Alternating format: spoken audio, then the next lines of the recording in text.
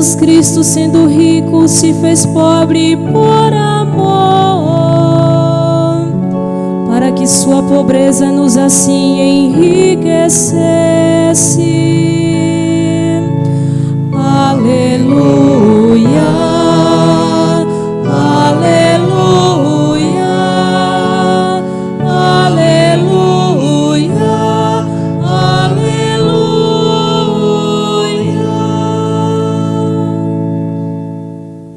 O Senhor esteja convosco. Ele está no meio de nós. Proclamação do Evangelho de Jesus Cristo segundo Lucas. Glória a vós, Senhor.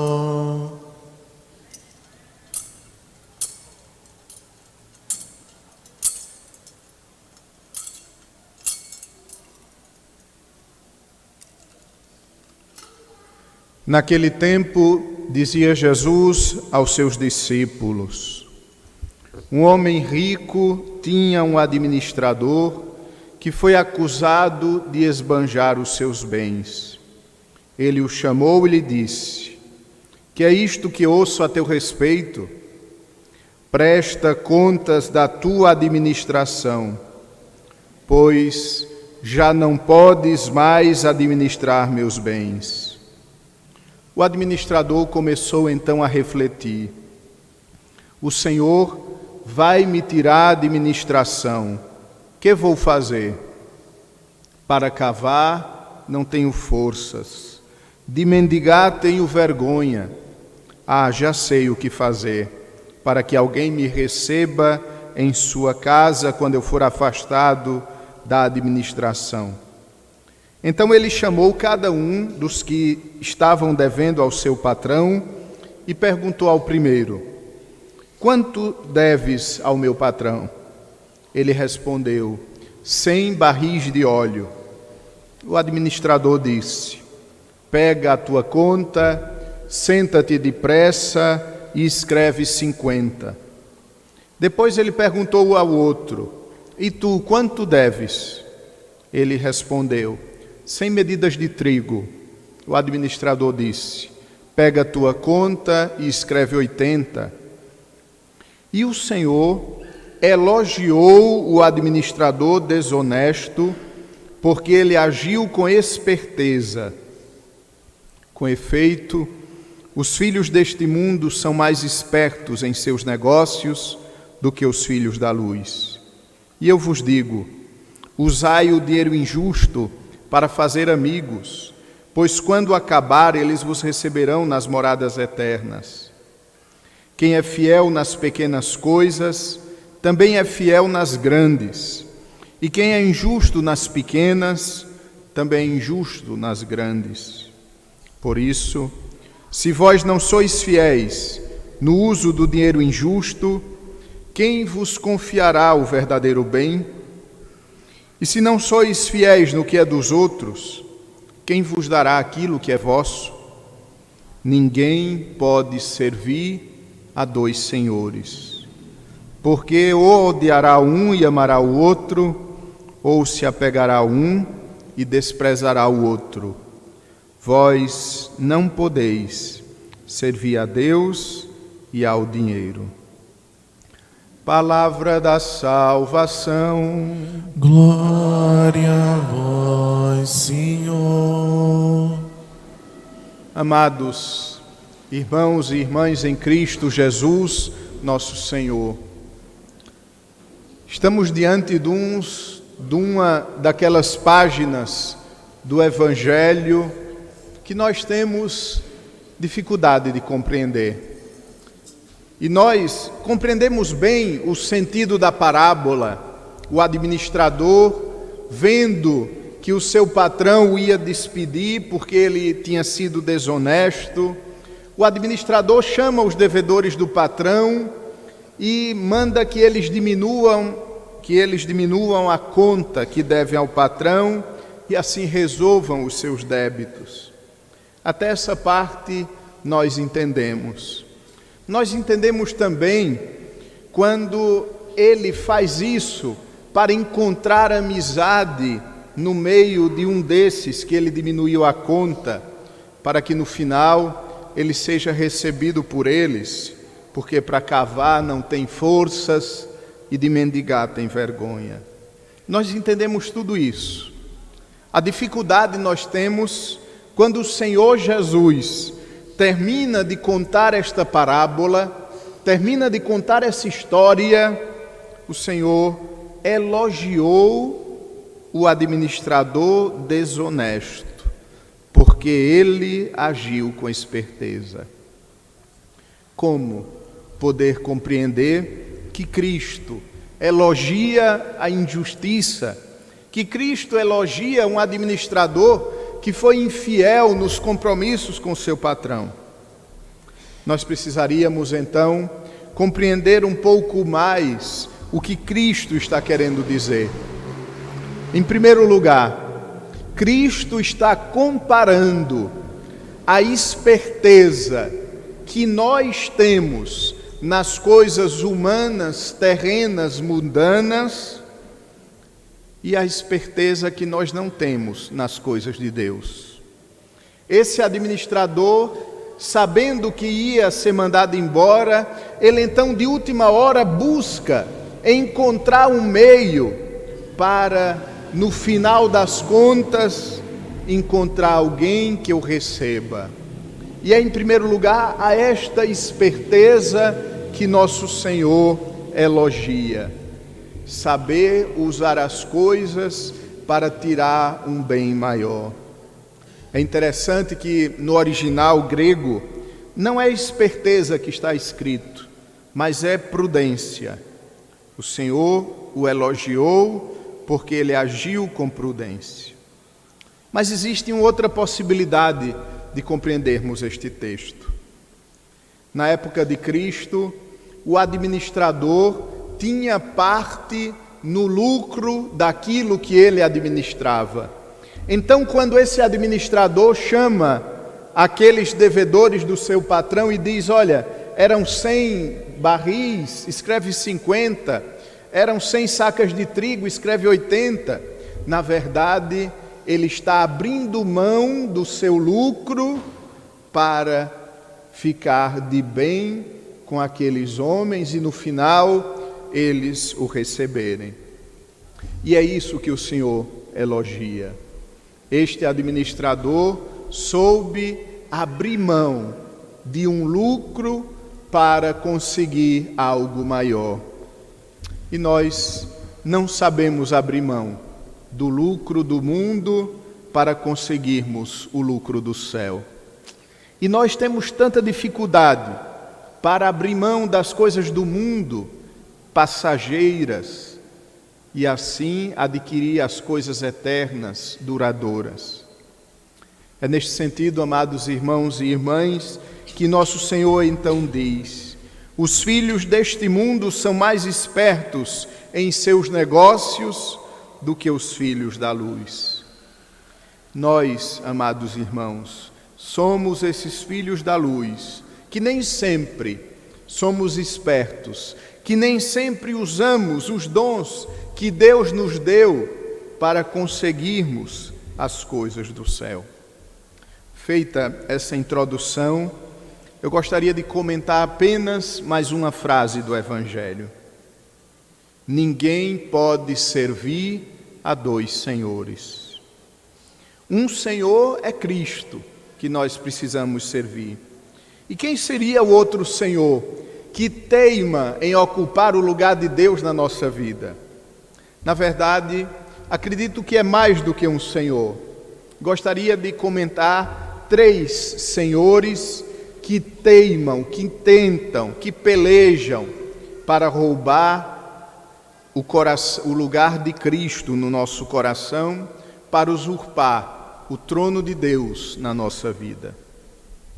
O primeiro destes senhores é o mundo. O mundo teima em tomar o lugar de Deus. As coisas do mundo, os afazeres do mundo, as preocupações do mundo, elas, dia após dia, se colocam na nossa vida com tanto brilho que nós, inevitavelmente, caímos, somos atraídos, assim como a mariposa é atraída pela luz. As coisas do mundo nos atraem. E quando elas nos atraem, elas nos prendem em suas garras. As coisas do mundo, elas precisam estar em segundo lugar, porque nós não podemos ter dois senhores. Nós não podemos servir a Deus e servir ao mundo. Nós somos servos de Deus, porque Ele nos resgatou, porque Ele nos salvou. Nós não podemos ser servos das coisas do mundo. Amados irmãos, e não vamos pensar em outras pessoas, pensemos em nós, nesta semana que concluímos. Quantas coisas do mundo nos prenderam, quantos afazeres roubaram o nosso tempo de Deus, quantos compromissos nos retiraram daquele momento íntimo de diálogo com o Senhor, quantas preocupações nos fizeram então pensar em outras coisas. Nós não podemos servir a Deus e ao mundo. Quando essas coisas sobrevierem, quando essas coisas apontarem nas esquinas da nossa vida, nós precisamos nos lembrar dessa frase e dizer: não posso servir a dois senhores. Não posso estar na igreja e meu coração está longe. Não posso estar na igreja desejando que a missa logo acabe. Não posso estar na igreja e o coração distante dela, porque nós não podemos servir a dois senhores. Ou somos todo de Deus, ou não lhe pertencemos e pertencemos ao mundo. Esse é o primeiro senhor que tenta roubar o lugar de Deus na nossa vida, as coisas do mundo. Mas existe um outro, muito mais perigoso, porque é muito mais sutil. Quanto mais sutil é o problema, é a ameaça, tanto mais perigosa ela é. Se o primeiro foi as coisas do mundo, o segundo é a mentalidade do mundo. Porque nós fazemos as coisas de Deus, mas às vezes com a mentalidade do mundo. Porque nós nos dispomos ao serviço de Deus, mas com a mentalidade do mundo. Basta pensar nas nossas festas de padroeiro. A quermesse tem mais valor do que a novena.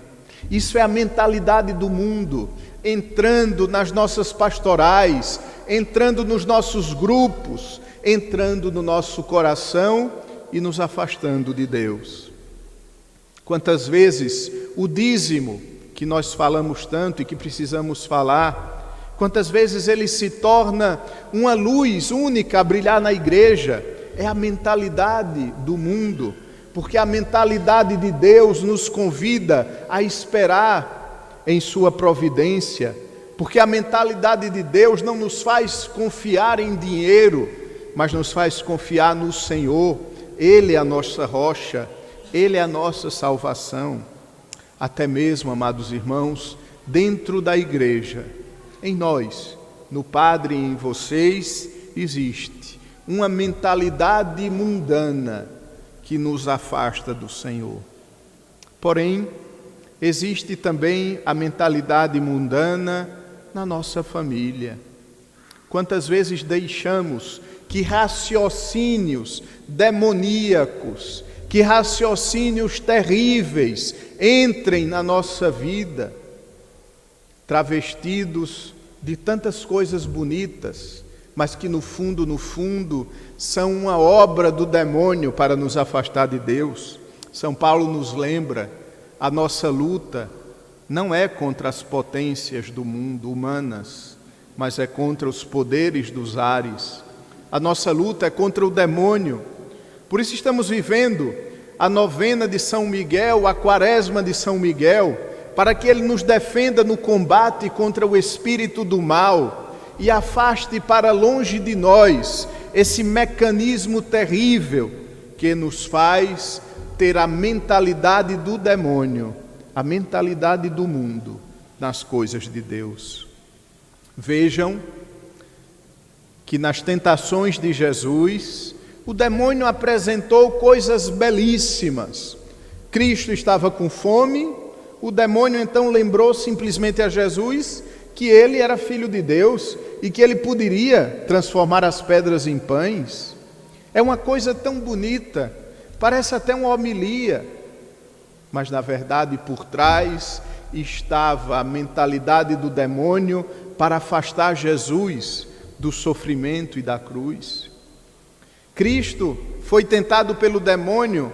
O demônio disse: lança-te daqui para baixo e todo mundo vai ver que Deus vai enviar os anjos para que teu pé não se fira em alguma pedra.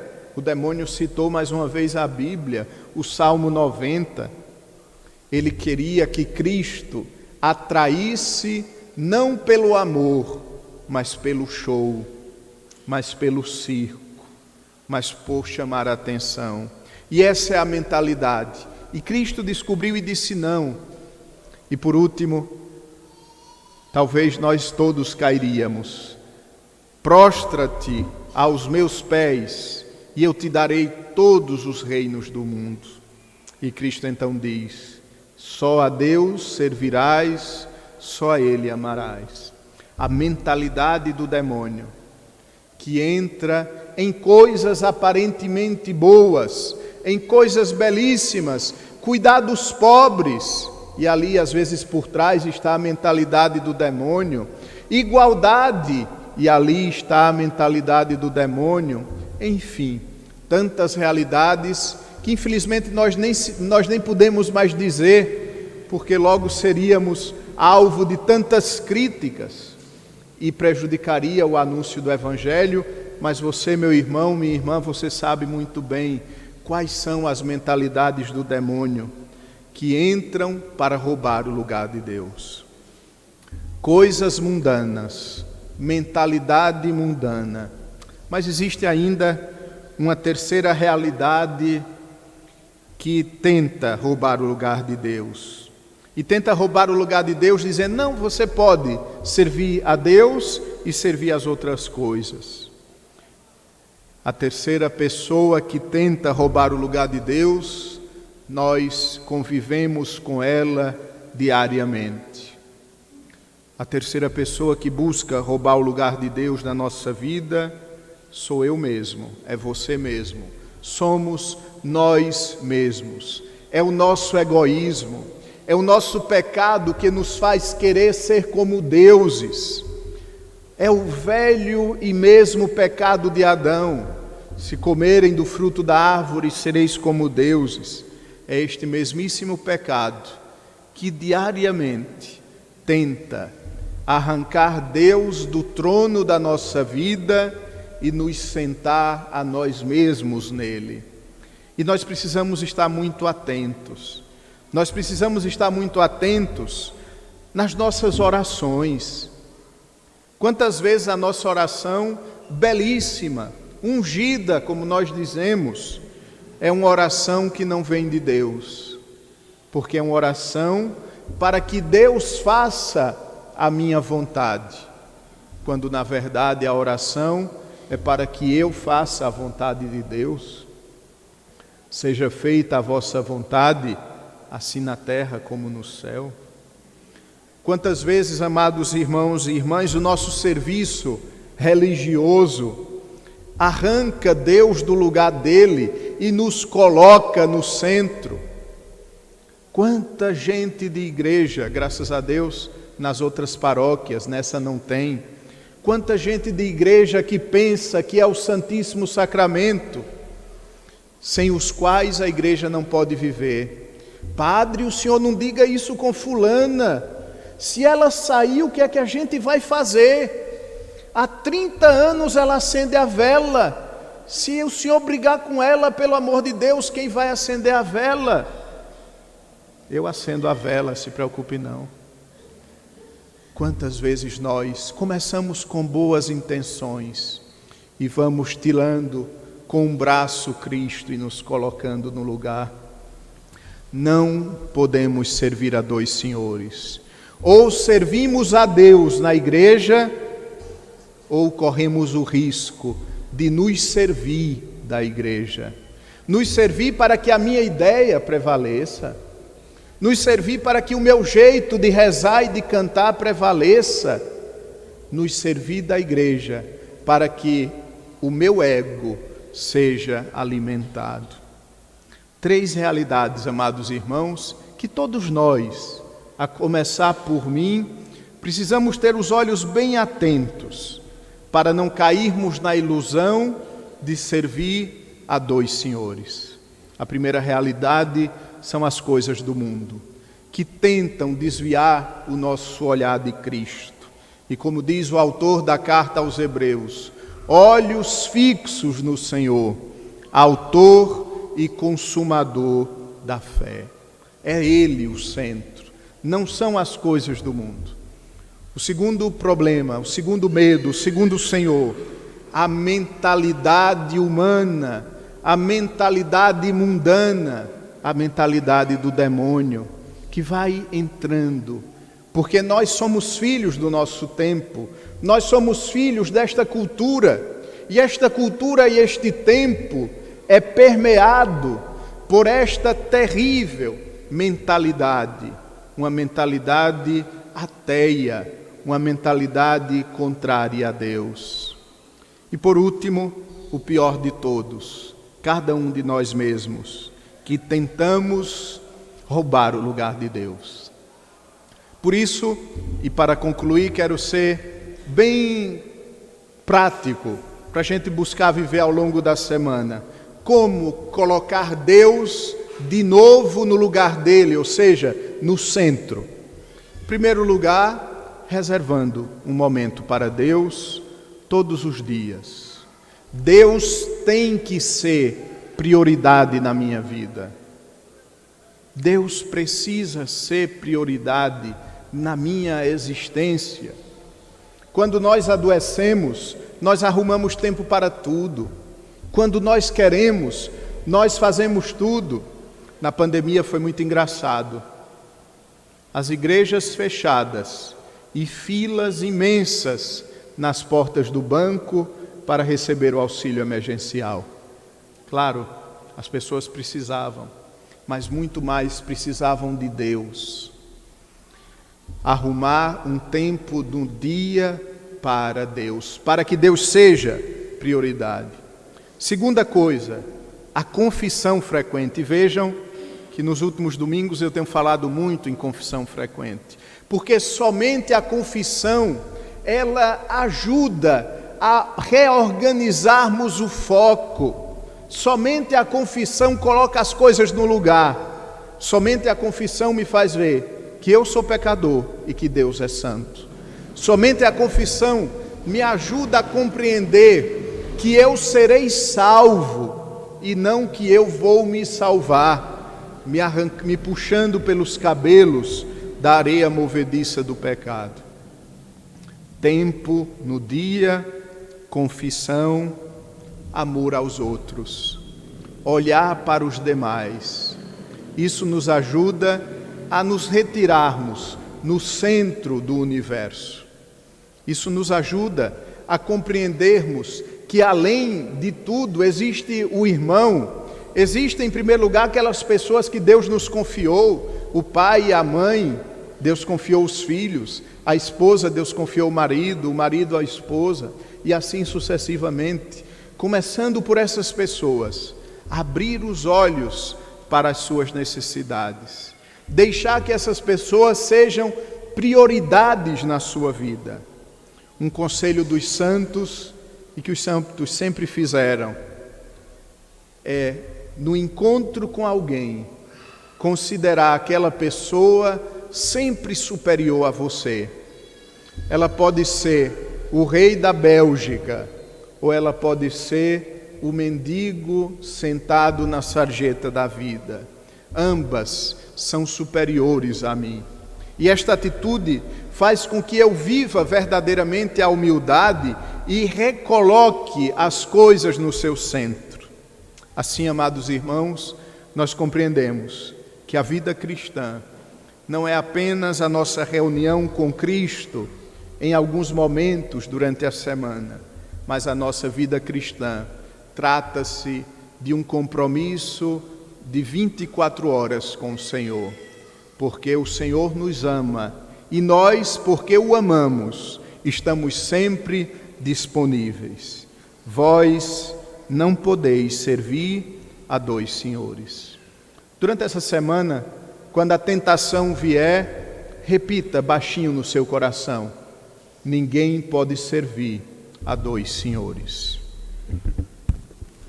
Creio em Deus Pai Todo-Poderoso, Criador do céu e da terra, e em Jesus Cristo, seu único Filho, nosso Senhor, que foi concebido